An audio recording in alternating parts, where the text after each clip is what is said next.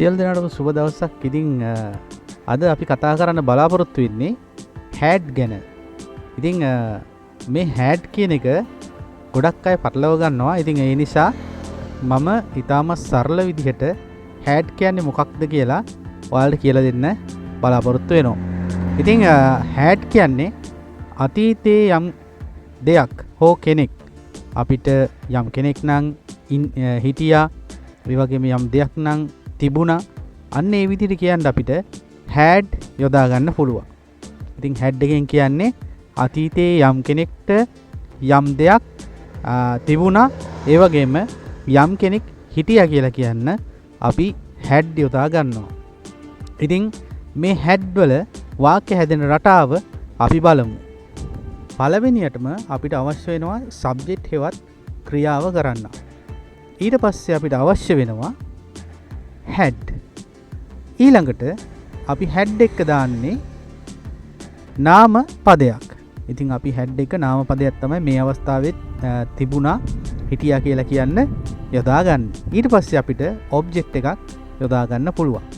ඉතින් ඔන්න නැවතත් මම කියන්න සබ්ජෙක්ට්, ඒ කියන්නේ ක්‍රියාව කරන්න, දෙවනුව had, තුන්වෙනුව නාම පදය, අවසානයේට ඔබ්ජෙක්ට් එකක් අපිට යොදා ගන්න පුළුවන්. ඉතින් මෙන්න මේ විදිහටයි අපි had සමග වාක්‍ය හැදෙන රටාව ඉගෙන ගන්න.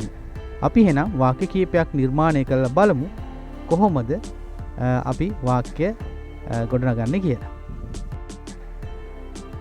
මට බයිසිකලයක් තිබුණා. මට බයිසිකලයක් තිබුණා. අපි බලමු. මට මම කියද්දී අපි යොදා ගන්නවා I. ඉන් පසුව අපි had යොදා ගන්නවා. ඊටත් පසුව නාම පදය a bicycle. එතකොට වාක්‍ය නිර්මාණය වෙන්නේ මෙන්න මේ විදිහට I had a bicycle. මට බයිසිකලයක් තිබුණා. I had a bicycle. ඉතින් ඔන්න ඔය කියන පිළිවෙලට තමයි වාක්‍ය නිර්මාණය කරන්න පුළුවන් වෙන්නේ. ඉතින් හරිම සරලයි, හරිම ලේසි. ඔයාලටත් මේ වගේ වාක්‍ය ඕන තරම් ගොඩනගා ගන්න පුළුවන්. ඊළඟ වාක්‍ය තමයි අපිට සහෝදරයෙක් හිටියා. අපිට සහෝදරයෙක් හිටියා. අපි කියද්දී යොදා ගන්නවා we. ඊට පස්සේ හිටියා කියන්න had යොදා ගන්නවා. ඊට පස්සේ නාම පදය අපි a brother. අපිට සහෝදරයෙක් හිටියා. we had a brother. ඔන්න ඔය විදිහට ඊටම සරලව අපි වාක්‍යයන් යොදා ගන්නවා. ඊට පස්සේ අපි ටිකක් දීර්ඝ වාක්‍යයක් බලමු. හරි. අපි ටිකක් දීර්ඝ වාක්‍යයක් නිර්මාණය කරලා බලමු. මට ඊයේ සැලසුමක් තිබුණා. එහෙම නැත්නම් මට ඊයේ ප්ලෑන් එකක් තිබුණා. මට අපි දාගන්නවා I. තිබුණා කියන්න නිතරම දෙවෙනියට අපි දාගන්නේ had. මොකද්ද අපිට තිබුණේ? මට මොකද්ද තිබුණේ?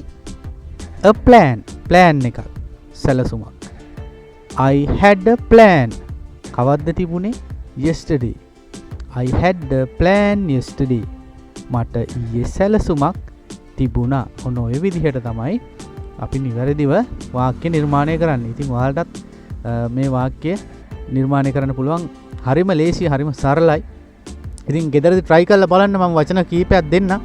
ඔයාලා ඒ වගේ try කරලා මට අනිවාර්යෙන්ම මේ තියෙන WhatsApp නම්බරයට WhatsApp එකක් දාන්න. ඒ වගේම මගේ channel එකට comment එකක් දාන්න. ඉතින් එන channel එක subscribe කරන්න.